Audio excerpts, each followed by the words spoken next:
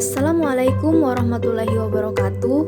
Perkenalkan, nama saya Tasya Bila, NIM 433419014. Selanjutnya saya akan membahas mengenai gangguan pada sistem pernapasan manusia dan upaya untuk mencegah atau menanggulanginya. Indikator pencapaian kompetensi 3.9.6 menganalisis berbagai gangguan pada sistem pernapasan. 3.9.7 menjelaskan upaya menjaga kesehatan sistem pernapasan. Gangguan pada sistem pernapasan manusia dan upaya untuk mencegah atau menanggulanginya.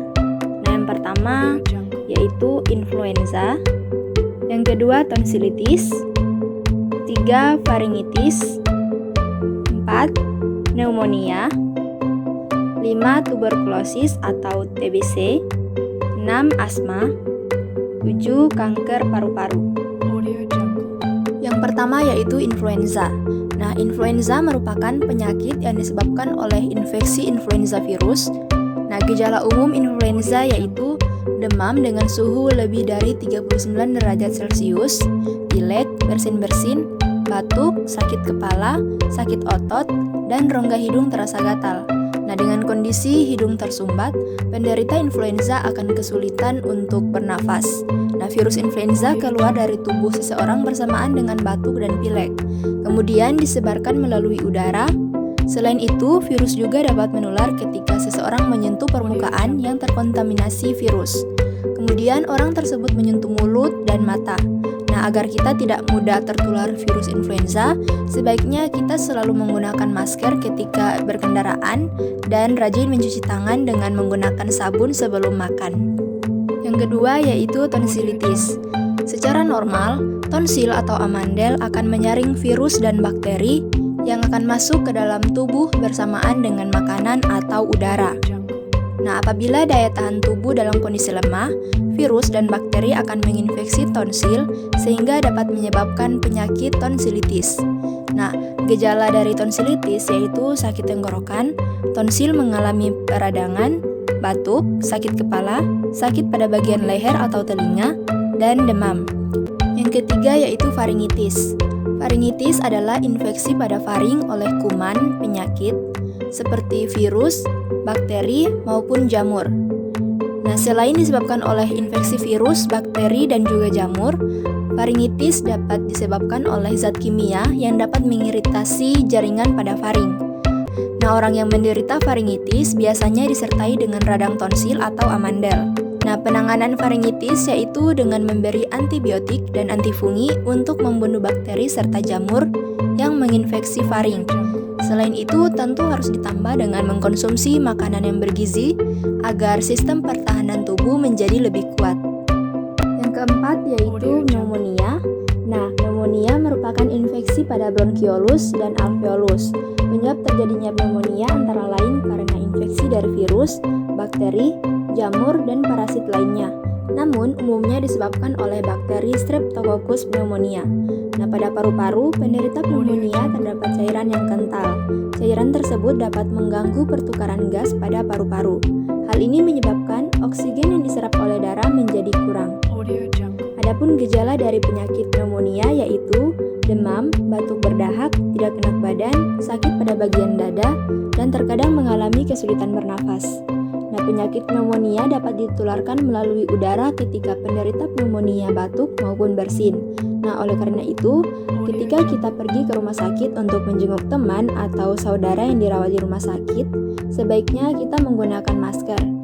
Untuk penanganan pneumonia dapat dilakukan dengan memberikan antibiotik, obat pembuat saluran napas menjadi lebar yaitu bronkodilator, terapi oksigen, dan penyedotan cairan dalam paru-paru. Yang kelima yaitu tuberkulosis atau TBC. Nah, penyakit TBC disebabkan oleh infeksi bakteri Mycobacterium tuberculosis. Nah, selain menginfeksi paru-paru, bakteri ini juga dapat menginfeksi bagian lain dari tubuh. Nah, ketika bakteri tersebut masuk ke dalam paru-paru, bakteri akan menyebabkan infeksi sehingga memicu sistem imun untuk bergerak menuju area yang terinfeksi dan segera memakan bakteri tersebut agar tidak menyebar luas.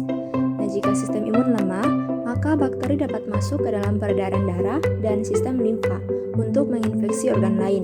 Gejala dari penyakit TBC yaitu mudah lelah, berat badan menurun drastis, lesu, hilang nafsu makan, demam, berkeringat di malam hari, sulit bernapas, sakit pada bagian dada, dan batuk berdahak. Yang keenam yaitu asma. Nah, asma merupakan salah satu kelainan yang menyerang saluran pernapasan. Asma disebabkan oleh faktor lingkungan. Faktor lingkungan yang dapat menyebabkan asma diantaranya masuknya zat pemicu alergi atau alergen dalam tubuh, misalnya asap rokok, debu, bulu hewan peliharaan, dan lain-lain. Masuknya alergen akan memicu tubuh untuk menghasilkan senyawa kimia seperti prostaglandin dan histamin. Senyawa kimia tersebutlah yang dapat memicu penyempitan saluran pernapasan. Nah, penyempitan yang terjadi pada saluran pernapasan menyebabkan penderita kesulitan untuk menghirup cukup oksigen. Penderita asma akan mengalami batuk, napas berbunyi, napas pendek, dan sesak napas. Nah, oleh karena itu, penderita asma harus berhati-hati dan menghindari keadaan atau benda-benda yang dapat memicu asma. Yang ketujuh yaitu kanker paru-paru. Nah, kanker paru-paru terjadi karena pertumbuhan sel-sel yang tidak terkendali pada jaringan dalam paru-paru. Jika sel-sel tersebut tidak segera ditangani, dapat menyebar ke seluruh paru-paru, bahkan jaringan di sekitar paru-paru. Gejala orang yang menderita kanker paru-paru yaitu batuk disertai darah, berat badan berkurang drastis, napas menjadi pendek, dan sakit pada bagian dada. Sekitar 85% kasus kanker paru-paru disebabkan oleh merokok dalam jangka waktu yang lama. Sedangkan 10-15% kasus terjadi pada orang yang tidak pernah merokok. Nah, kanker paru-paru pada orang yang tidak merokok dapat diakibatkan karena kombinasi faktor keturunan dan faktor lingkungan, misalnya menghirup debu abses dan udara yang terpolusi, termasuk akibat menjadi perokok pasif. Contoh soal. Nah, untuk contoh soal yang pertama yaitu bagian pada saluran pernapasan yang berfungsi untuk mencegah saluran pernapasan dan saluran pencernaan bercampur adalah A. glotis, B. laring, C. faring, dan D. epiglotis. Nah, untuk jawaban yang tepat yaitu D. epiglotis, di mana saluran pernapasan dan pencernaan bertemu di faring. Nah, pada sistem pernapasan, udara dari faring masuk ke laring, trakea, bronkus, dan ke paru-paru. Sedangkan pada sistem pencernaan, makanan masuk dari mulut, faring, esofagus, dan seterusnya. Untuk memastikan agar udara tidak salah masuk ke esofagus atau sebaliknya, di faring terdapat klep yang disebut epiglotis. Nomor 2. Dalam sistem pernapasan, pertukaran udara bersih dan udara kotor yaitu O2 dan CO2 terjadi di A. paru-paru, B. bronkus, C. trakea, D. alveolus. Nah, untuk jawaban yang benar yaitu D. alveolus. Pembahasan. Pertukaran udara bersih dan kotor terjadi di dalam paru-paru, tepatnya di dalam alveolus yang terjadi secara difusi. Di dalam paru-paru manusia terdapat sekitar 300 juta alveolus yang mengandung kapiler darah. Kapiler-kapiler ini membawa darah bersih dan darah kotor untuk didifusikan dalam alveolus. Nah, meskipun terjadi di paru-paru, tapi secara spesifik kita mengetahui bahwa proses tersebut terjadi pada bagian di dalam paru-paru bernama alveolus. Nomor 3. Terjadinya inspirasi pada proses pernapasan manusia adalah karena diafragma A. melengkung, tulang rusuk dan dada terangkat, B. melengkung, tulang rusuk dan dada turun, C. mendatar, tulang rusuk dan dada terangkat, D. mendatar, tulang rusuk dan dada turun. Jawaban yang benar yaitu C, di mana pada saat melakukan inspirasi, diafragma berkontraksi atau mendatar dan otot antar tulang rusuk juga berkontraksi. Nah, sehingga tulang rusuk terangkat. Akibatnya rongga dada membesar dan volume membesar, sehingga tekanan rongga dada menurun, lebih kecil daripada tekanan udara di luar. Oleh karena itu, udara luar masuk ke dalam paru-paru. Nomor 4, fungsi selaput lendir hidung adalah untuk A. menyesuaikan kelembapan udara, B. menetralkan racun yang masuk, dan C. membunuh kuman yang terbawa, B. Memilih gas-gas yang masuk. Nah, untuk jawaban yang tepat yaitu A. Menyesuaikan kelembapan udara. Pembahasan. Fungsi selaput lendir hidung adalah mengatur atau menyesuaikan suhu dan kelembapan udara luar yang masuk. Nomor 5. Paru-paru dibungkus oleh dua selaput yang dinamakan A. Pleura, B. Bronkus, C. Alveolus, D. Trakea. Untuk jawaban yang benar yaitu A. Pleura. Pembahasan. Nama selaput yang membungkus paru-paru adalah pleura.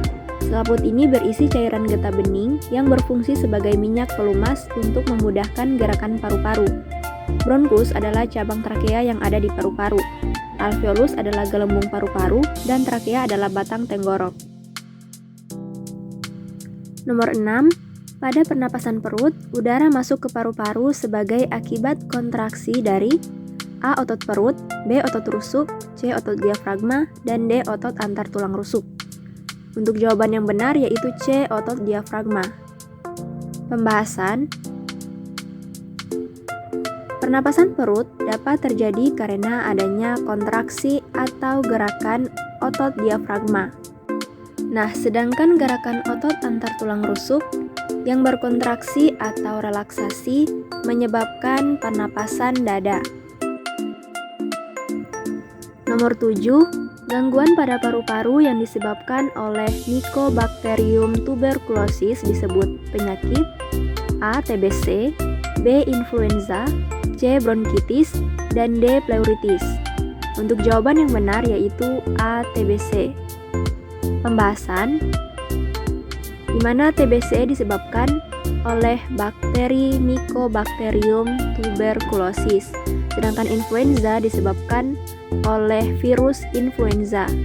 Bronkitis disebabkan oleh bakteri. Nah, untuk pleuritis adalah infeksi pada selaput pleura yang disebabkan oleh bakteri. Nomor 8. Apakah kelainan yang disebabkan oleh menyempitnya saluran pernapasan dalam paru-paru sehingga seseorang dapat mengalami kesulitan bernapas? A. Asma, B. Asfiksi, C. Influenza, dan D. Bronkitis. Jawaban yang benar yaitu A. Asma.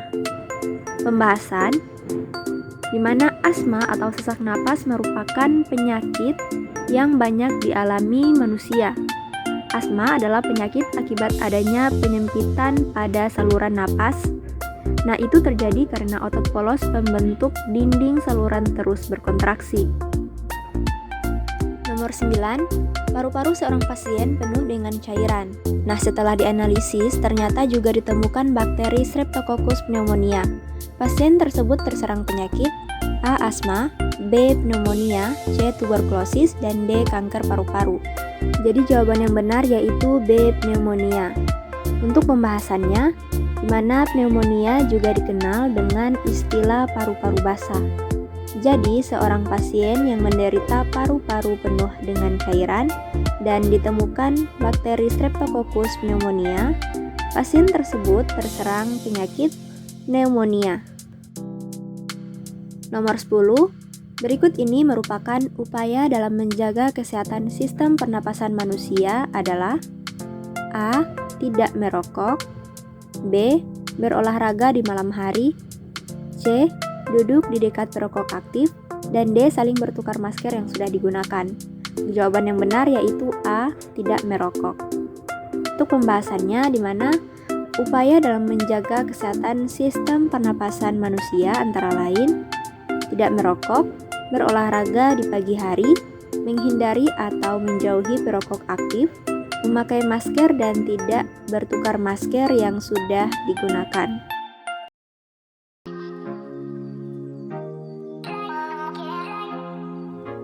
Kesimpulan, respirasi adalah proses pertukaran gas yang terjadi di dalam tubuh makhluk hidup. Sistem pernapasan manusia tersusun atas hidung, faring atau tekak, laring atau ruang suara, trakea atau tenggorokan, bronkus, dan paru-paru. Adapun mekanisme pernapasan ada dua, yaitu menghirup udara inhalasi atau inspirasi, dan menghembuskan udara yaitu ekshalasi atau ekspirasi. Sampai di sini pemaparan video pembelajaran dari kami kelompok 2. Jangan lupa like dan subscribe. Sekian dan terima kasih. Wassalamualaikum warahmatullahi wabarakatuh.